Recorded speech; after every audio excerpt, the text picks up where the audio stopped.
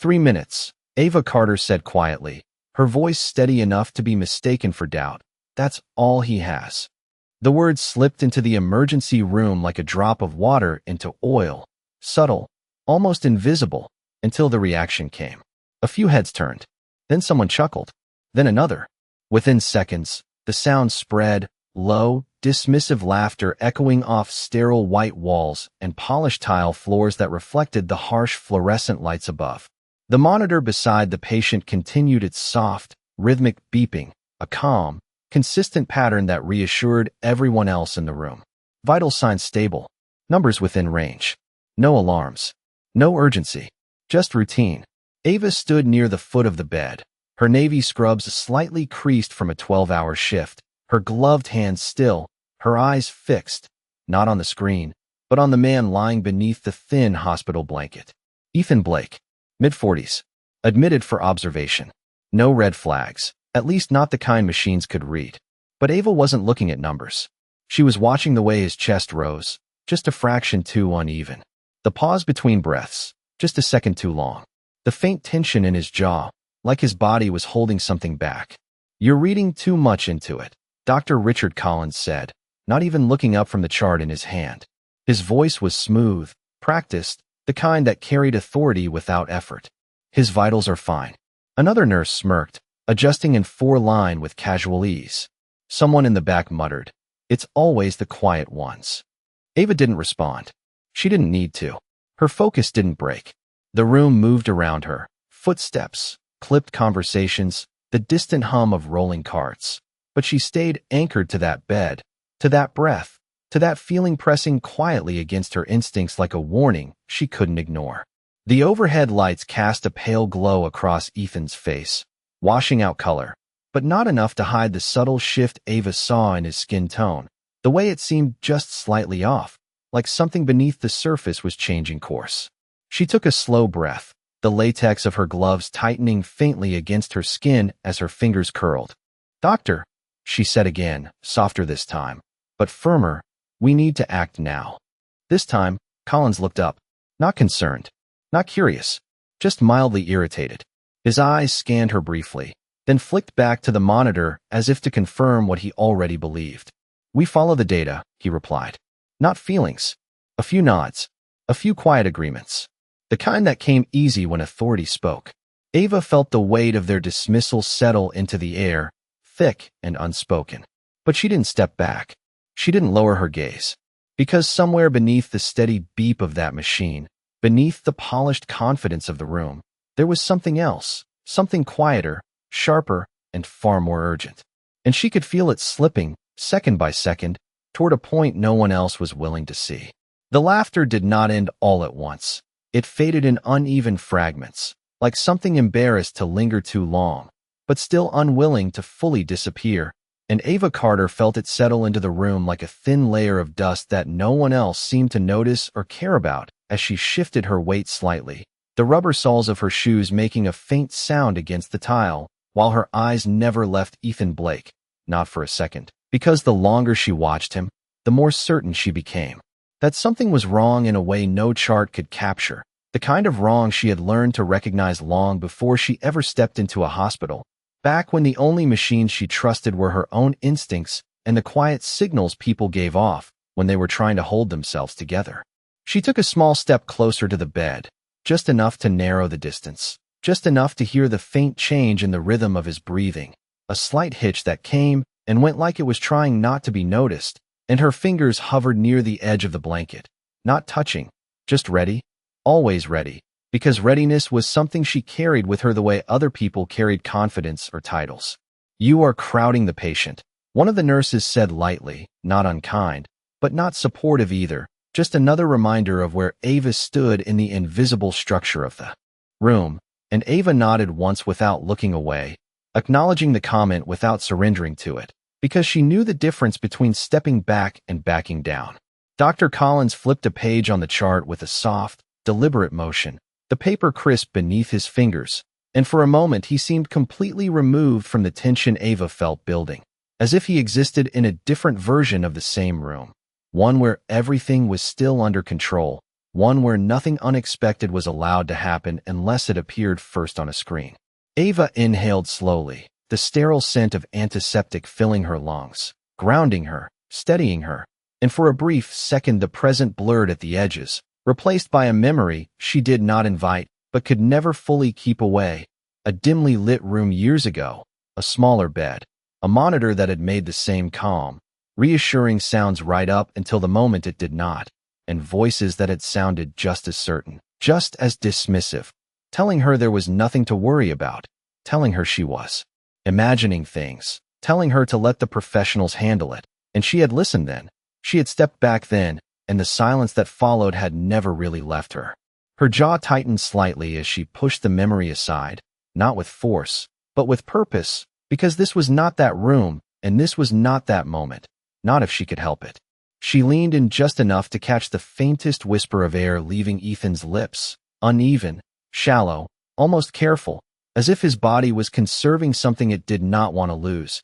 And that was when she saw it more clearly, the subtle delay between inhale and exhale, the way his chest seemed to hesitate before completing the motion, a fraction of a second that most people would miss, but that stood out to her like a flashing signal. "Doctor," she said again, this time without raising her voice, without urgency in her tone, but with a firmness that did not ask for permission. "His breathing pattern is changing." Collins sighed softly, not loudly enough to draw attention, but enough for Ava to hear it, enough to let her know exactly what he thought of her observation, and he finally stepped closer to the bed, more out of obligation than concern, his eyes flicking briefly to the monitor, then to the patient, then back to the numbers that confirmed his confidence. "Respiratory rate is within normal limits," he said, almost casually, as if reading from a script he had delivered 100 times before, and a few of the staff nodded again, reassured by the familiar language of data and thresholds and acceptable ranges. Ava's gaze did not move to the screen, not even for a moment, because she knew what it would show. She knew it would look normal, and that was exactly the problem, because what she was seeing was not in the numbers yet, not something that could be quantified or graphed or reduced to a clean line on a display. It was something earlier than that, something quieter, something that lived in the space before a crisis announced itself. The overhead lights flickered faintly, just once, barely noticeable, but Ava registered it anyway, the way she registered everything, every shift, every pause, every inconsistency, and she felt the seconds stretching, each one carrying weight, each one slipping forward whether anyone acknowledged it or not. She glanced briefly at the wall clock, the thin black second hand moving with steady precision, marking time in a way that felt almost indifferent, and then she looked back at Ethan, her focus narrowing again, her body aligning with a decision she had not yet spoken out loud, but could feel forming, because she knew that waiting for proof meant waiting too long, and she had learned that lesson at a cost she would never pay twice. The decision did not arrive with noise or urgency. It settled into Ava Carter the way certainty always did for her, quiet and absolute. And once it was there, it did not leave as she reached for the tray beside the bed with controlled precision, her movements smooth, deliberate, each action measured not by permission, but by necessity, while the room continued its routine rhythm around her, voices low, footsteps steady, the illusion of control still intact for everyone except her as she pulled a sealed oxygen mask from its packaging, the plastic crinkling softly in her hands, a sound that cut through the background chatter just enough to draw a few glances in her direction. "What are you doing?" one of the nurses asked, the question casual but edged with curiosity, and Ava did not look up as she checked the connection, her fingers moving with practiced ease, muscle memory guiding her through each step as if she had already lived this moment before. "Preparing," she replied, her voice even, not defensive, not apologetic, just a statement of fact that did not ask for approval, and that alone shifted something in the room, subtle but real, like a change in pressure that people could feel without fully understanding why. Dr. Collins straightened slightly, his attention finally pulled away from the chart, his gaze narrowing as it settled on Ava, not yet alarmed, but no longer indifferent as he took a step closer, the polished heel of his shoe tapping once against the floor. "There is no order for that," he said, his tone calm but firm, the kind of calm that carried expectation beneath it, the expectation that his words would be enough to stop her, to re-establish the hierarchy that had been momentarily disrupted. Ava lifted the mask slightly, checking the tubing, then glanced at the monitor for the briefest second, not to confirm, but to acknowledge what everyone else was relying on, the steady line, the acceptable numbers, the silence of the alarm system. And then she looked back at Ethan Blake, at the faint tension in his throat, at the way his breath seemed to hesitate before committing, and she knew she could not wait. "We are about to need it," she said, her voice still soft, but now carrying a weight that did not belong to speculation, it belonged to conviction. A quiet ripple moved through the staff, not laughter this time, but something more uncertain, a hesitation that replaced confidence for just a moment as one of the younger nurses glanced from Ava to the patient and back again, as if trying to see what Ava saw, as if trying to understand the source of that certainty. Collins exhaled slowly, a controlled release, and stepped closer to the bed, his presence filling the space with authority as he reached for the patient's wrist, checking the pulse himself, his fingers pressing lightly, his expression focused but unchanged, because what he felt still matched what he expected, steady, consistent, within range. "Pulse is stable," he said, more to the room than to Ava, reaffirming the reality everyone preferred, and a few shoulders relaxed slightly, reassured by the familiar confirmation. Ava nodded once, not in agreement, but in acknowledgement of the data, because she was not ignoring it. She was seeing beyond it, and that difference was something she could not explain in numbers or charts. Only an instinct and experience and a memory that still lived just beneath the surface of everything she did. She stepped closer to the head of the bed, positioning herself without blocking anyone, without creating a scene, just aligning her body with the space she knew she would need, and her hand hovered near the oxygen valve, not turning it yet, just ready, always ready, because readiness was the only advantage she trusted. The clock on the wall continued its steady movement, each second marked with quiet precision, and Ava felt it in her chest, not as anxiety, but as awareness, a countdown that existed for her alone in a room full of people who still believed there was no clock at all. Collins glanced at her again, this time longer, his eyes searching for something, uncertainty, hesitation, anything that would confirm she was overstepping without reason, but he did not find it, because Ava's expression did not waver, her posture did not shift, and her focus did not break, and that absence of doubt began to register in a way he could not immediately dismiss. "You are making this room tense for no reason," he said, quieter now, not a command, not quite a reprimand, but something in between, as if he was trying to restore order without escalating the moment further. Ava did not respond right away, not because she did not hear him, but because she was listening to something else, something beneath the surface, the subtle change in the rhythm of Ethan's breathing becoming more pronounced, the pause stretching just a fraction longer than before, the kind of fraction that disappears on a screen but grows in real time. And when she finally spoke, her voice was barely above a whisper, but it carried through the space with a clarity that cut deeper than any raised tone. "It is already happening." For a moment, nothing changed, and that was the most dangerous part, because the room leaned into that stillness as proof that everything was fine, while Ava Carter felt the exact opposite settle deeper into her chest as she turned the oxygen valve halfway, not fully committing, just enough to prepare, just enough to shorten the distance between readiness and action as the faint hiss of air began to flow, soft and controlled, a sound that did not belong in a room that believed it was not yet necessary, and that sound drew attention more sharply than any raised voice could have. "Turn that off," Dr. Collins said immediately, his tone no longer neutral, a clear edge cutting through his words as he stepped closer, his presence tightening the space around them, his authority now fully engaged as his eyes locked onto Ava's hands, watching for compliance, expecting it, because that was how the system worked, because that was how it had always worked.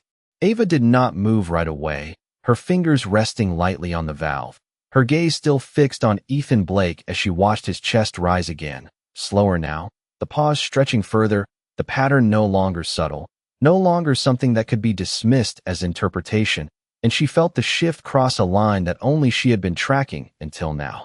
"Doctor," she said, her voice still calm, still controlled, but no longer quiet in the same way, There was something firmer beneath it now, something that did not bend easily. He is compensating, and he is running out of room to do it. Collins shook his head once, a small motion, but decisive, and reached toward the valve himself, his hand steady, his intent clear, to restore order, to stop what he saw as unnecessary escalation, and for a brief second, their hands hovered near the same point, not touching, but close enough for the tension between them to become visible to everyone else in the room as conversations faded, as movement slowed, as attention gathered without anyone announcing it. "You are stepping outside your role," Collins said, lower now, more controlled, but carrying more weight, the kind of statement that was meant to end a situation, not continue it. And a few staff members exchanged glances, uncertain, caught between habit and something they could not quite name, as Ava finally shifted her gaze from the patient to Collins, meeting his eyes directly, not with defiance, not with challenge, but with something steadier, something harder to dismiss, certainty without noise.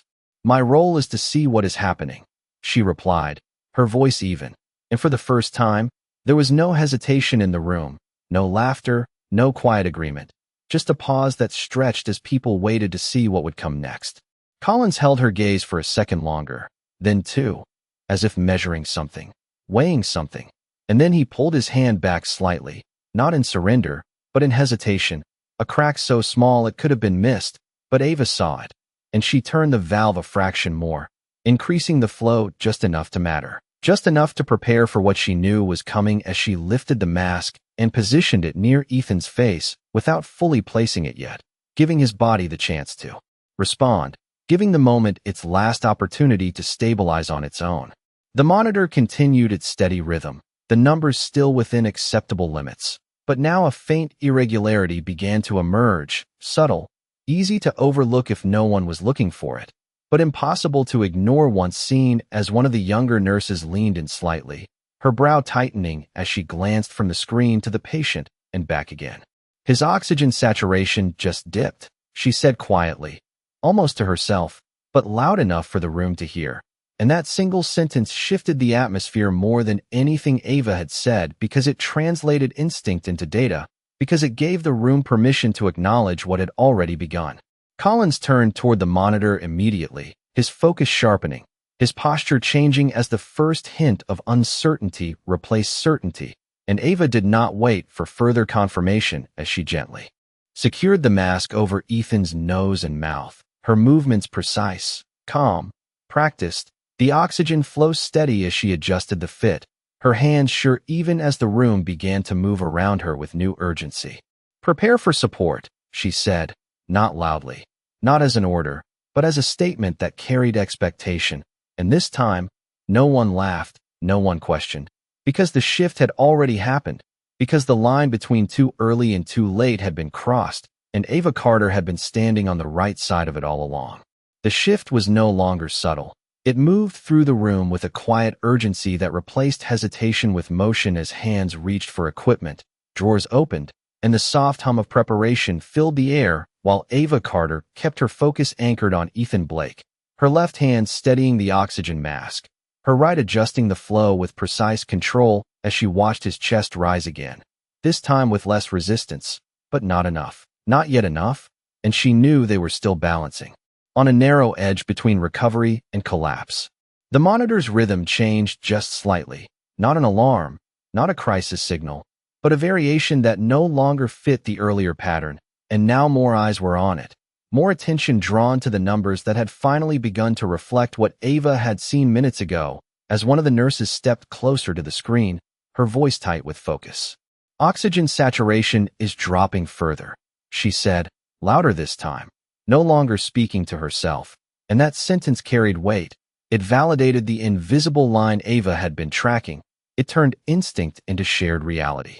Dr. Collins moved quickly now, his earlier calm replaced with controlled urgency as he stepped to the head of the bed beside Ava, his eyes scanning the monitor, then the patient, then back again, recalibrating, adjusting his understanding in real time while his hand reached for the chart again, flipping pages faster than before, searching for context, for explanation, for something that would restore predictability to a situation that had slipped beyond it. "Increase oxygen support," he said, his tone sharper now, decisive, but different, because this time he was not dismissing. He was responding, and Ava had already done it, her adjustments already in place, her preparation already ahead of his command as she gave a small nod, not as acknowledgement of instruction, but as confirmation of alignment, because for the first time, they were no longer working in opposition.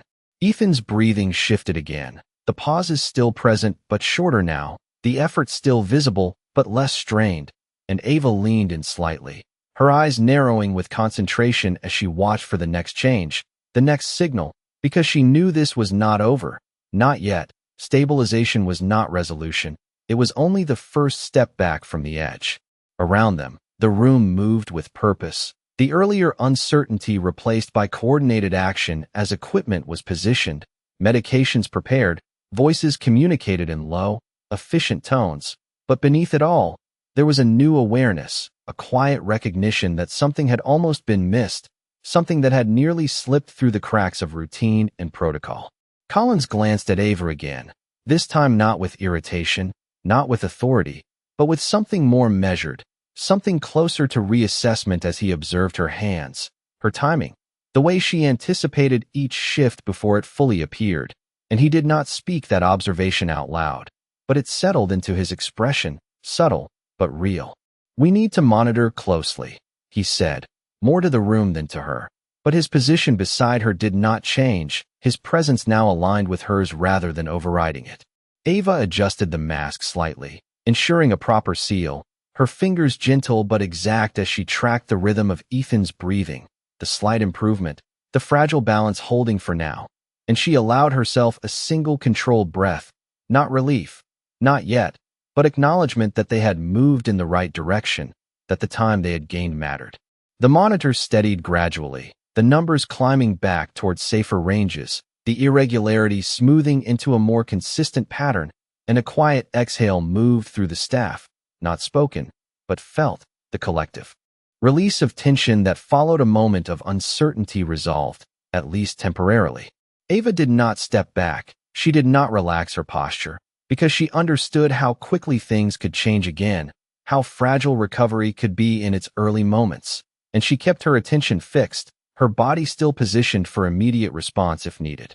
Collins lowered the chart slowly, his gaze lingering on the monitor a second longer before shifting back to the patient, then to Ava, and for a brief moment, the room felt different, not louder, not quieter, but altered in a way that could not be undone, because what had just happened had changed something fundamental, something that could not be reset by returning to routine.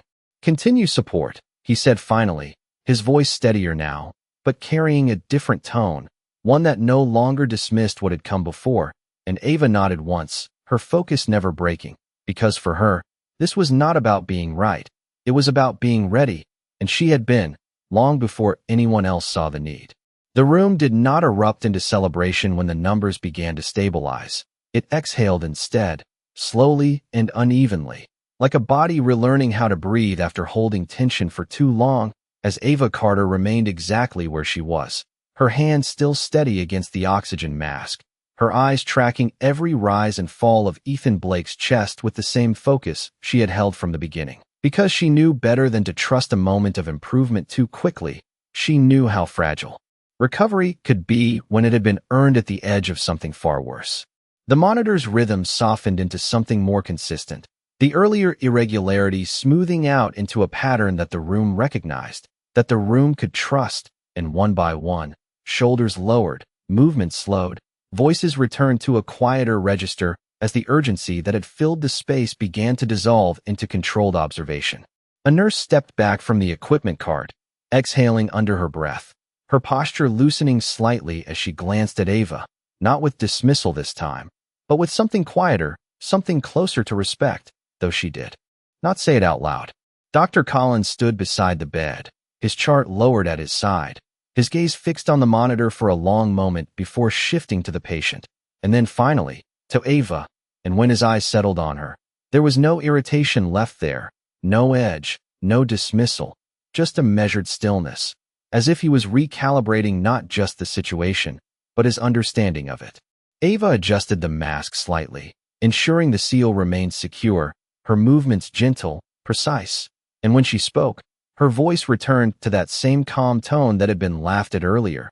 But now it carried differently in the room. Now it was listened to. "He is responding," she said, not claiming credit, not emphasizing what had passed, just stating what was present, and Collins gave a small nod, almost automatic, but not empty. It held acknowledgement, even if it was not yet fully spoken. The overhead lights hummed softly, casting the same pale glow across the room. But the atmosphere beneath them had changed, the tension replaced with something quieter, something reflective, and Ava felt it in the way people moved, in the way they avoided quick conclusions now, in the way their attention lingered a little longer on details they might have ignored before. She stepped back half a pace, not disengaging, just creating space, allowing the room to settle around the patient as the equipment continued its steady work, the oxygen flow constant, the monitor stable, the moment no longer slipping forward, but holding. Collins cleared his throat lightly, the sound small but noticeable in the quieter room. And when he spoke, his voice was lower than before, less performative, more deliberate. "Good call on the early support," he said. The words simple, direct, and for a second, they seemed to hang in the air longer than expected, because they carried more weight than their length suggested, because they crossed a line that had been firmly in place only minutes ago. Ava did not react outwardly. She did not smile, did not shift her posture. She simply nodded once, acknowledging the statement without expanding it, because for her, the moment was not about recognition, it was about outcome, and the outcome was still unfolding. A faint reflection caught her eye in the glass panel beside the bed.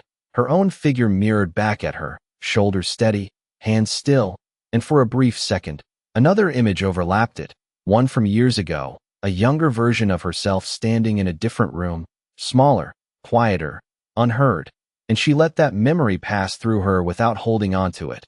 Because this moment was not defined by what had been lost, it was shaped by what had been protected. The clock on the wall continued its steady movement, but now the seconds felt different, no longer slipping unnoticed, no longer carrying silent risk. They felt earned, each one secured by the actions taken before anyone else believed they were needed. Around her, the staff resumed their positions, but not in the same way as before. There was a subtle shift in how they looked at the patient, at the equipment, and occasionally, at her, a quiet awareness that something important had just occurred, something that had not followed the expected script.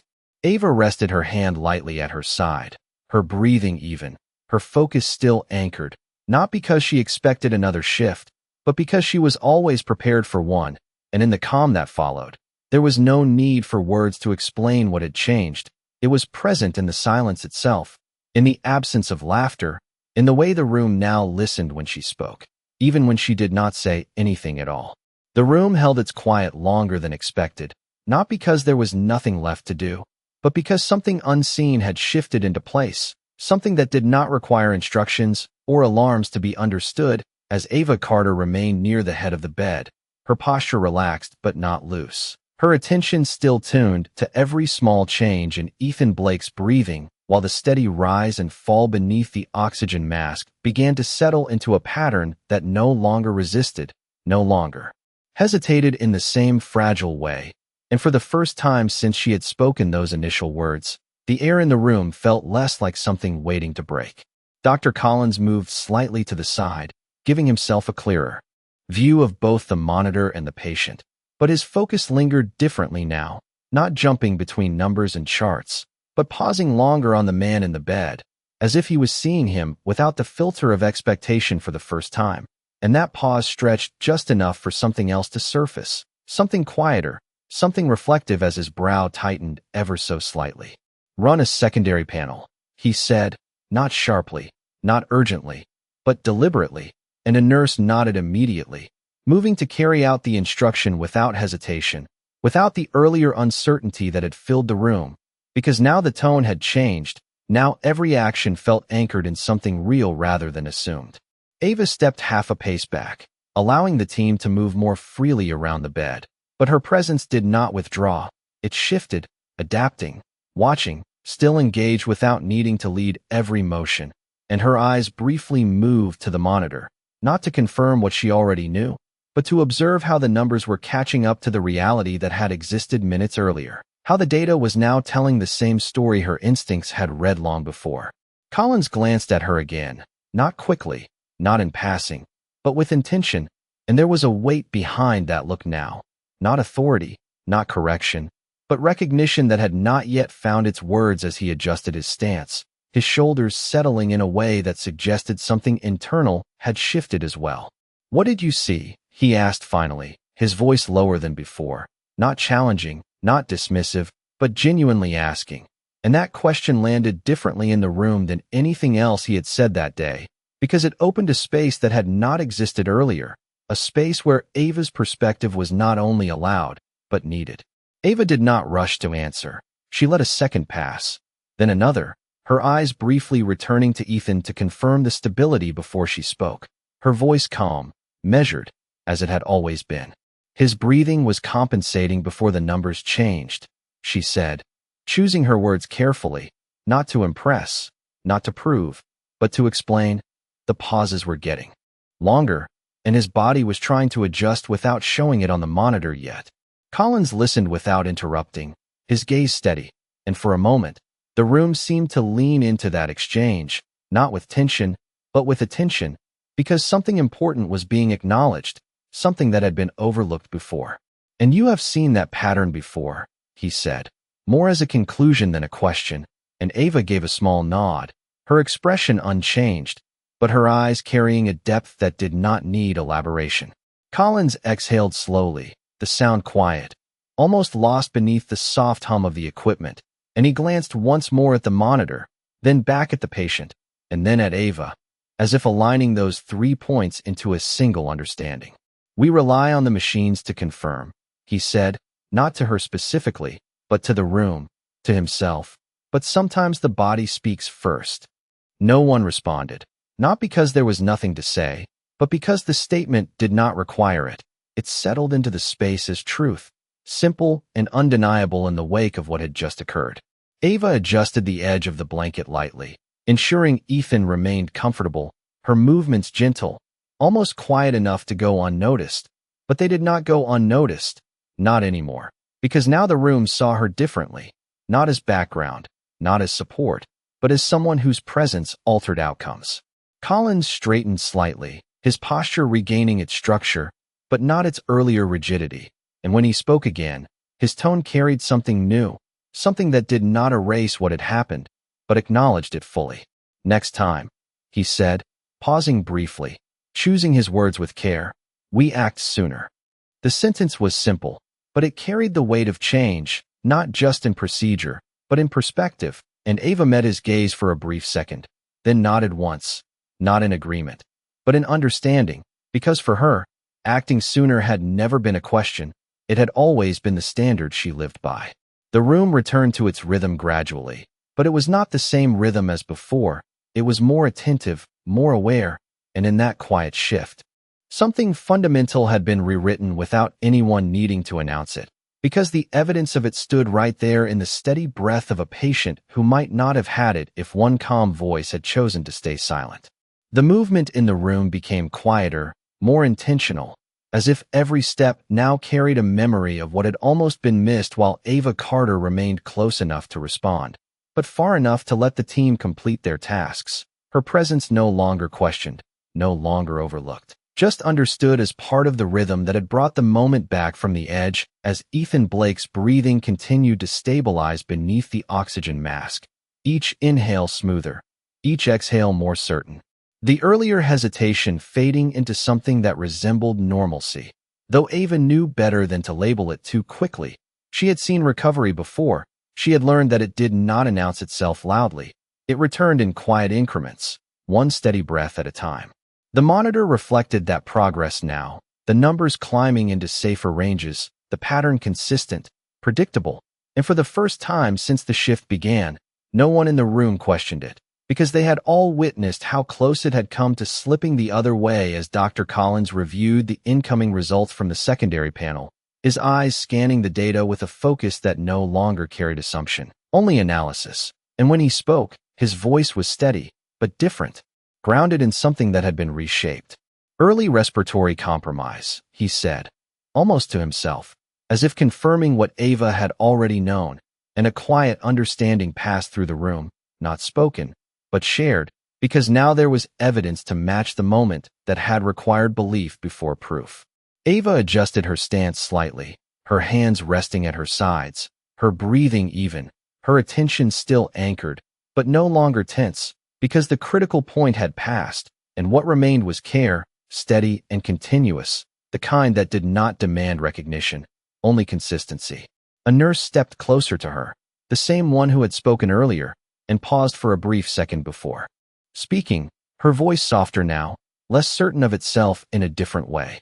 "You saw it before any of us did," she said, not loudly, not for the room, just for Ava, and there was no sarcasm in her tone, no dismissal, only quiet acknowledgement, and Ava gave a small nod, not expanding on it, not turning it into something more, because she did not need to.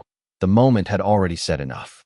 Across the bed, Collins closed the chart slowly, his fingers resting against the cover for a second longer than necessary before he looked up, his gaze moving from the patient to the monitor, and finally to Ava. And when their eyes met, there was no distance left in that look, no hierarchy pressing down, just a clear recognition of what had taken place. He stepped closer, not with urgency, not with authority, but with intention, and the room seemed to quiet again in response, as if it understood that something else was about to be set in place. "I should have listened sooner," he said, the words simple, direct, and without defense, and they landed with a weight that shifted more than any explanation could have, because they were not spoken to correct the past, they were spoken to acknowledge it fully. Ava did not react with surprise. She did not soften or step forward. She simply met his gaze for a brief second and nodded once, accepting the statement without expanding it, because for her, the outcome had always mattered more than the recognition, and that outcome was still lying in front of them, breathing steadily, alive in a way that had almost been delayed. Collins exhaled slowly, a controlled breath that seemed to release more than tension, and he turned slightly, addressing the room, his voice steady, but carrying a new clarity. "We adjust protocol," he said, not loudly, but firmly. "We listen sooner. We act sooner.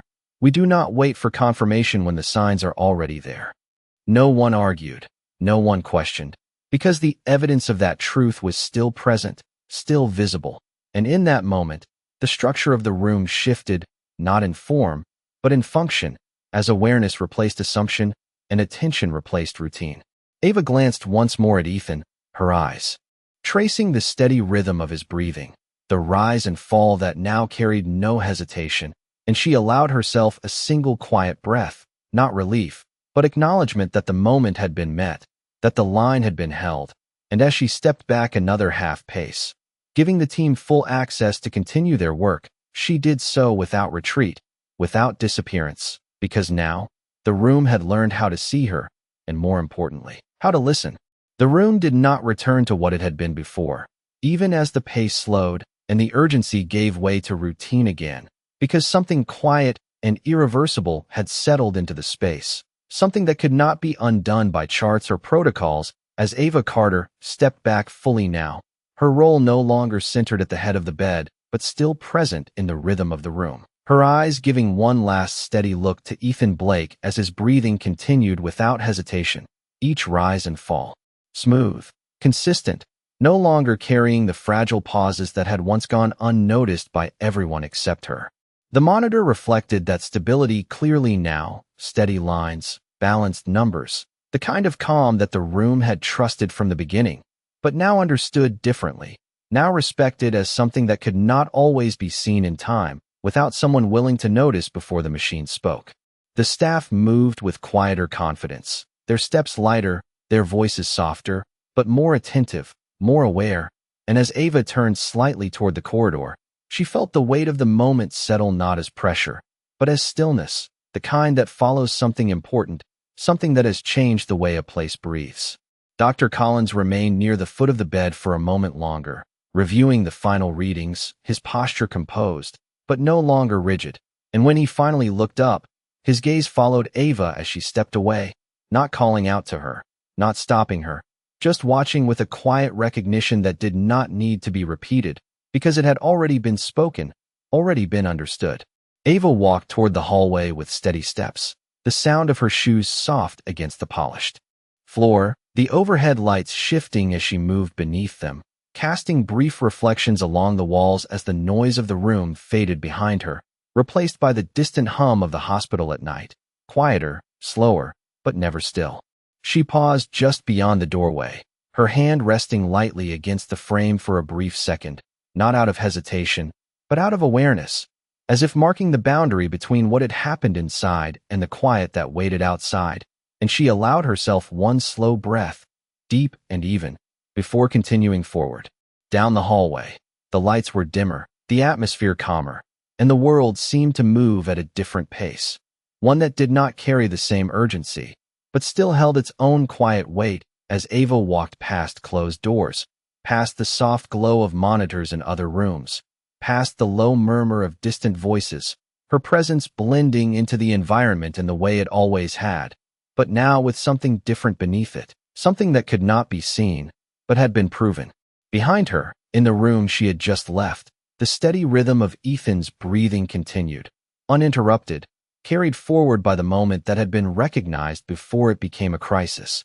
And though no one followed her into the hallway, the shift she had created did not stay behind. It moved with the people who remained, in the way they looked at the next patient, in the way they listened to the next voice, in the way they paused just a fraction longer before dismissing something they could not yet measure. Ava reached the end of the corridor where a large window overlooked the quiet parking lot, the faint glow of streetlights reflecting off rows of parked cars, the night stretching out beyond the glass in stillness as she stopped for a moment, her reflection faint in the surface, her posture calm, her expression unchanged, and in that reflection, there was no sign of the tension that had filled the room earlier, no trace of the laughter that had once dismissed her voice, only the quiet presence of someone who had done what needed to be done without asking to be seen. She turned away from the window after a moment, her steps continuing down the hall, steady, unhurried, as the hospital carried on around her, unchanged in structure, but different in something deeper, something quieter, something that would remain long after the moment itself had passed, because sometimes the loudest shift in a room was not the one that came with alarms or raised voices, but the one that followed a calm voice that chose not to stay silent.